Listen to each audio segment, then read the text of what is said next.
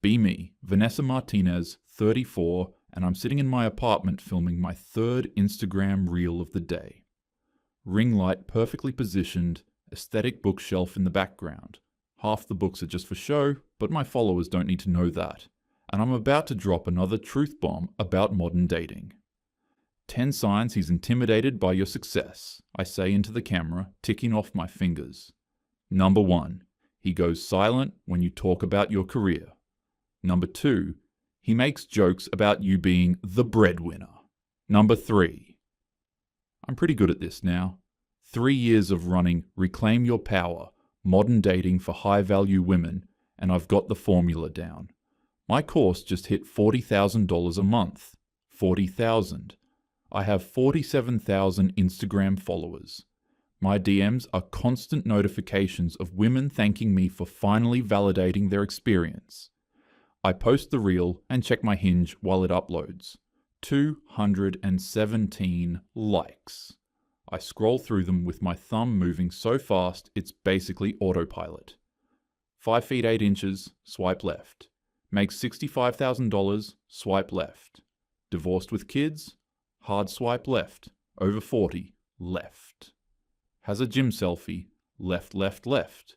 My carefully filtered matches, the guys who are 6 feet 2 inches plus, making 6 figures, ambitious, no kids. Those guys never respond. I tell myself they're intimidated. My phone buzzes. Nicole, my business partner. Dinner party Friday night. My place. David's college friend is in town with his girlfriend. Super casual. I almost type, can't busy. But Nicole knows I'm not busy. I've been not busy every Friday for 3 years. Since Jake. I don't think about Jake much anymore. Or I try not to. But when I do, it's always the same snapshot. Him sitting across from me at our favorite brunch spot 3 years ago, telling me he'd met someone else. Someone from his office. Someone who was 26 to my 31. Someone who was just easier to be around. I gained 15 pounds after that. Cried for 2 months. Then I got angry. And that anger built an empire. Because here's what I realized. Jake didn't leave because I changed. Jake left because men are fundamentally broken. They can't handle women who challenge them, who have their own careers, who don't need them. And if I felt that way, thousands of other women must feel that way too. So I built a business around it. It's not you, it's them, became my tagline. I type back to Nicole, fine. But if anyone asks why I'm single, I'm leaving. She sends back a laughing emoji and deal. Friday comes and I'm in an Uber to Nicole's place, wearing a Reformation dress and the expensive earrings I bought myself for my birthday. I check Hinge one more time. 0 new matches from my filtered preferences. Nicole's townhouse is warm and glowing when I walk in. 8 people are scattered around her living room, Thai takeout containers on the coffee table, wine glasses everywhere, cozy lighting. V, Nicole hugs me at the door. Come meet everyone. She pulls me toward a couple sitting on the love seat. This is Jess and Marcus. Marcus and David went to UCLA together. Jess stands up first. 28, maybe. Pretty in that effortless way some girls just have. No makeup that I can see, wearing jeans and a simple sweater. She has that fresh-faced glow I remember having a decade ago. Marcus is tall, decent-looking, dark hair going slightly grey at the temples. He shakes my hand firmly. We settle into the group.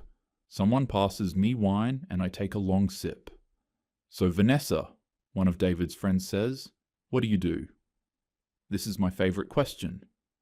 I'm a dating coach, I say.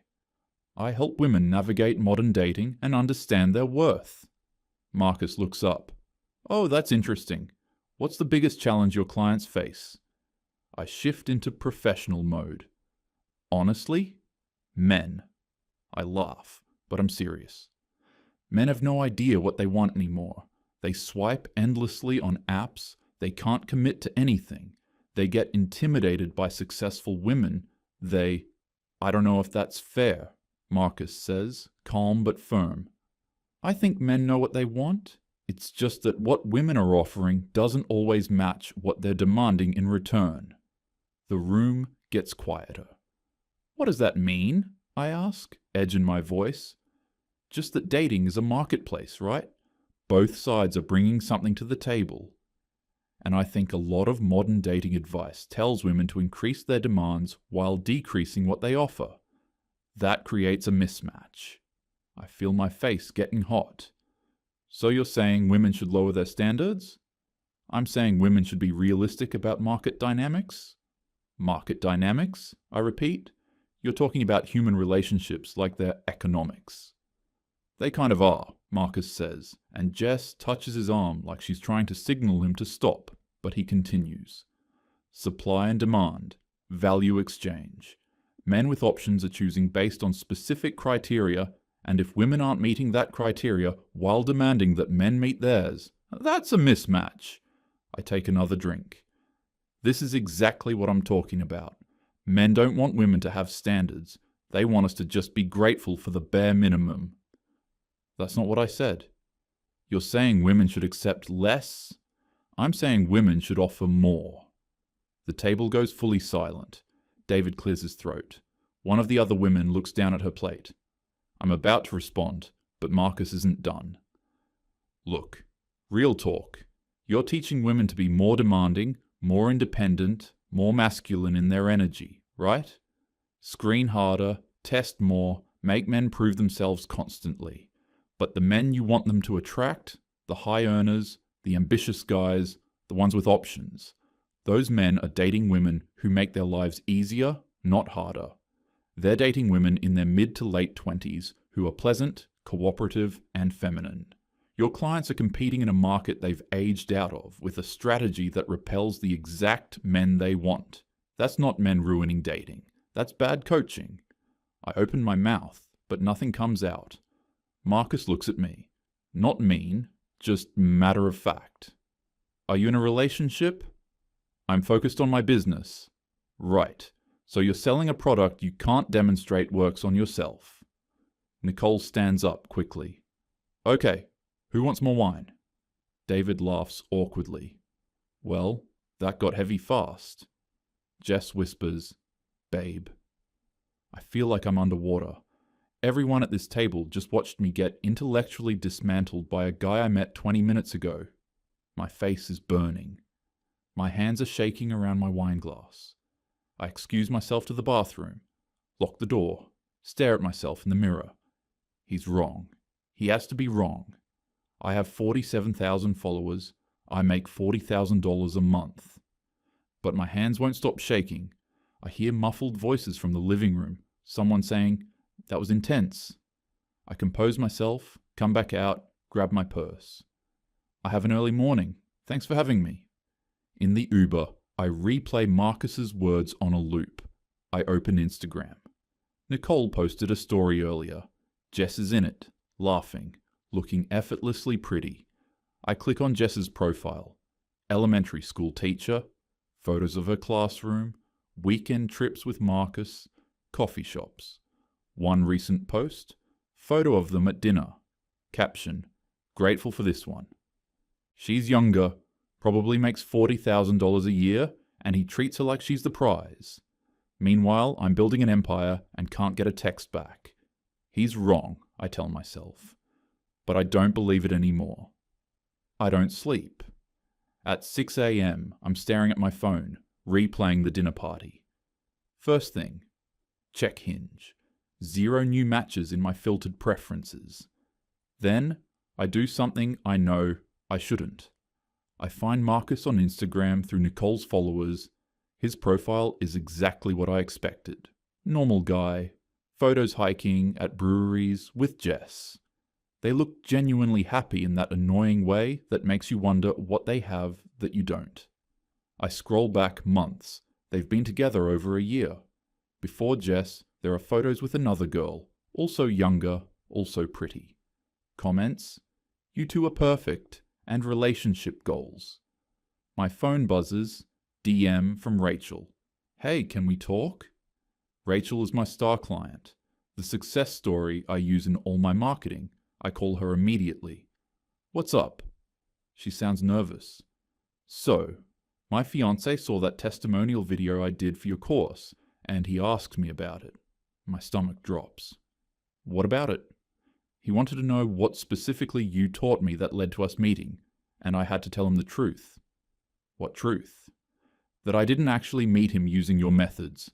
I met him at a work conference. He asked for my number. I said yes. He planned the dates. I just showed up and was nice to him. Silence.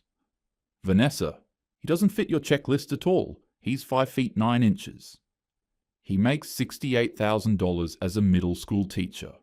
We went exclusive after 3 weeks.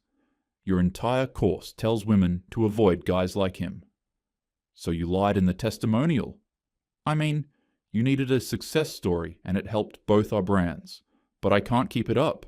He thinks it's weird that I'm promoting dating advice I didn't actually follow. After we hang up, I sit on my couch, staring at nothing. And my star testimonial is fake. Then I check my email, 3 refund requests overnight, 1 message attached. I'm 38. I spent 2 years following your advice. I rejected good men because they didn't meet your checklist. I played hard to get with guys who were actually interested. Now those guys are in relationships and I'm more single than ever. Your advice made my life worse. I want my money back. I close my laptop, open Instagram. Notification. Jake mentioned you in a story. I click it. It's a reshare from a mutual friend. Jake and his girlfriend are engaged. The girl is 28 now. She was 25 when he left me. She's beaming in the photo, showing off the ring. Jake looks genuinely happy. Happier than he ever looked with me. I stare at it until my eyes blur. Nicole texts, "Hey, about last night. You okay?" "I'm fine. Marcus was out of line. He was kind of harsh, but I don't know. I think he had a point." I stare at the message. "Are you serious right now?" V. "I love you, but I got engaged by doing the opposite of what you teach. I met David on Hinge. He's 5 feet 10 inches, makes $72,000. We went exclusive after 2 weeks. By your course standards, I settled, but I'm happier than I've ever been." I don't respond. She texts again. Just think about it. Everything I built my identity on is cracking. Then my notifications explode. I open Twitter. Someone recorded Marcus's takedown at the dinner party. David's friend must have filmed it and posted it with the caption, "Dating coach gets reality checked in 30 seconds." The video has 200,000 views already. I scroll through comments. He cooked her. This is exactly what women need to hear. She had no response, LMAO. My man spit in facts. But then I see other comments. "Where's her course link? I want a refund." I paid $500 for this woman's advice and I'm more single now. She's 34 and single giving dating advice? My Instagram DMs are flooding. Not thank yous this time. Angry messages, refund demands. One message stops me cold. "You ruined 3 years of my life. I'm 37 now. The good men I rejected because of your standards are all married. I hope you're happy with your business." I close the app. My hands are shaking. My Stripe dashboard shows 15 refund requests in the past 2 hours. My course revenue is bleeding. My mum calls Wednesday. "Vanessa, are you coming to Linda's barbecue this weekend?" Aunt Linda. My mum's sister. Divorced twice. Single for 15 years. "I don't know, Mum. I'm busy." "You're always busy. Linda would love to see you. Maya's bringing her fiancé." Maya. My cousin. 29, engaged to an electrician. I almost say no, but then something clicks. Aunt Linda is the perfect example. She's been single for 15 years because men her age are trash. She'll validate everything I believe. Fine. I'll be there. Saturday afternoon, I show up with expensive wine and an outfit that screams, "I'm doing great." The backyard is full of family. Kids running around. Uncles at the grill. Aunts gossiping. I find Linda in the kitchen. "Vanessa!" She hugs me. "How's the business?" "Good, good. Actually, Aunt Linda, can I ask you something? Of course, honey. You've been single a while now. 15 years next month. Don't you think dating is just broken now? Like, men our age have no idea what they want? Linda pauses, looks at me. Our age? Honey, you're 34. I'm 62. I just mean, you want me to tell you dating is broken? She pours wine. Fine, it's broken. But not how you think. I lean in, hopeful. Men are doing exactly what they've always done. They want young, pretty, and easygoing. That's never changed. But that's so unfair. Fair? Vanessa, I'm 62. You know how many men my age want to date me? 0. You know who they're dating? Women in their 40s and 50s. You know why I'm single? She looks at me hard. Because I spent my 30s thinking I was too good for regular men. I divorced your uncle because he was boring. Divorced husband number 2 because he wasn't ambitious enough. Now, those boring, unambitious men are remarried to nice women who appreciate them. And I'm here. I feel my face getting hot. You came here hoping I'd tell you it's men's fault, Linda says, but I'm going to tell you what I wish someone told me at 34. You've got maybe 5 good years left before you become invisible. I know that sounds harsh, but it's the truth. Whatever game you're playing right now, you need to stop, because 62-year-old you is going to look back at 34-year-old you and want to scream. But I have a successful business. So was I. I had a career, a nice condo, my own money. You know what that got me? Respect from women and nothing from men. Men don't care about your business, Vanessa. They care about if you're pleasant to be around. Maya walks in with her fiancé Tom, laughing. He's average height, wearing a Broncos t-shirt. Linda nods toward them. Your cousin's marrying an electrician. You probably think she's settling. I didn't say that. But you thought it. I can see it on your face. That girl is smarter than both of us. She found a good man who adores her, and she didn't make him jump through hoops to prove himself. I watch Maya and Tom through the window. He's showing her something on his phone, and she's laughing, her head on his shoulder. I leave the barbecue early. On the drive home, I get a notification. Another viral thread on Twitter. Dating coach who went viral getting destroyed now has clients exposing her in the replies. I click it. It's a thread from a woman with 50,000 followers. I paid $500 for it Vanessa Martinez's course a year ago. I'm now 36 and more single than ever. Her advice told me to reject guys under 6 feet, making under $100,000, and to make them prove their worth. I rejected good men because of this. Thread of red flags I missed because of her coaching. The thread has 15 replies. Each one is a story of a man she rejected who's now engaged to someone else. The comments are brutal. This is what happens when bitter women give dating advice. She's 34 and single herself, grifter behavior. But some women are defending me. Men are just mad she told us our worth. Then I see a comment that stops me. Her ex-boyfriend Jake just got engaged. Maybe ask him why he left her. Someone replies with Jake's Instagram. I click it before I can stop myself. There's a new post. Jake and his fiancée. Announcement post. She's glowing. 28. Belly slightly rounded. She's pregnant. The caption. Can't wait to start this next chapter with you. You make everything easier. You make everything easier. Not, you challenge me to be better. Or, you push me to grow. Easier. I pull over and cry in a Whole Foods parking lot for 20 minutes. That night, I'm home, wine in hand, scrolling through the wreckage. My course revenue has dropped from $40,000 to $22,000 in 1 week. 38 refund requests. My Instagram following dropped by 3,000. A former client posted a TikTok.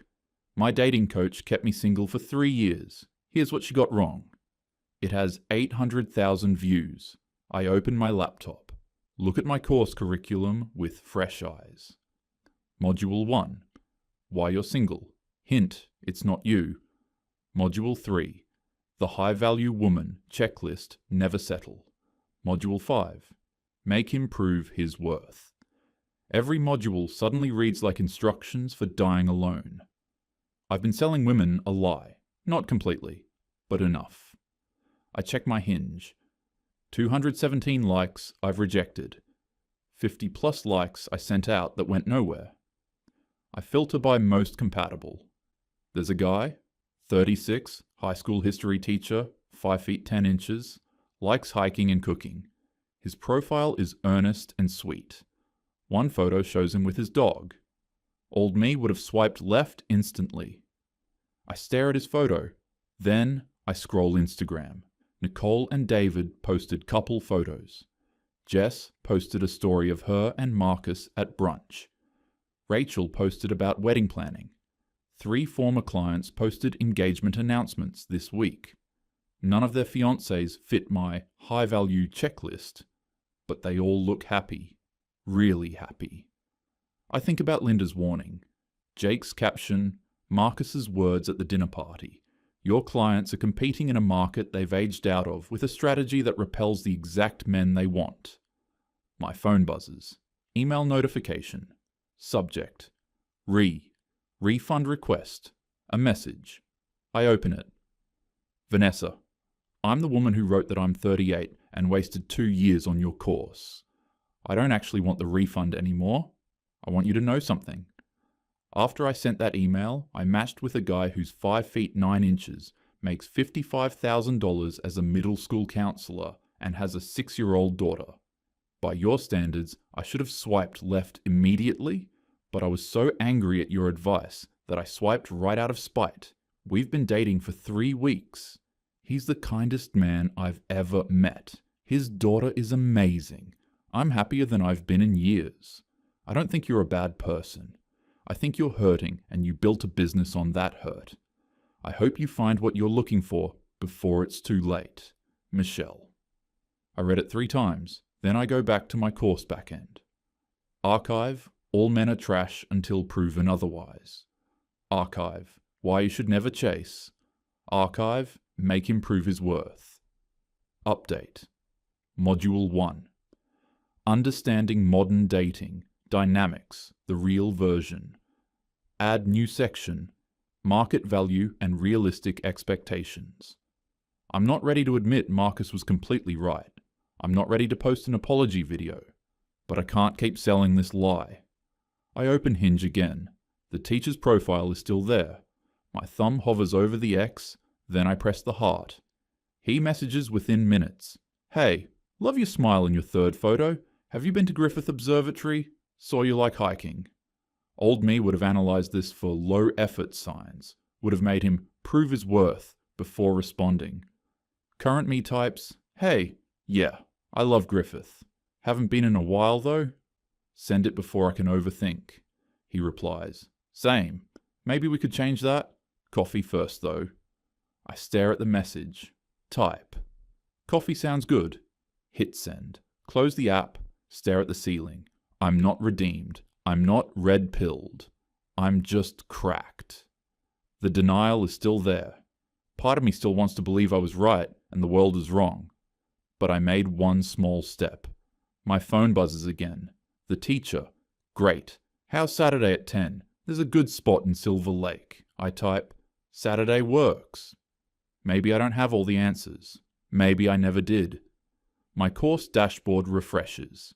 Revenue marker down over 50%, I close the laptop. Tomorrow I'll figure out how to rebuild. Rebrand. They can't handle the truth. Something like that.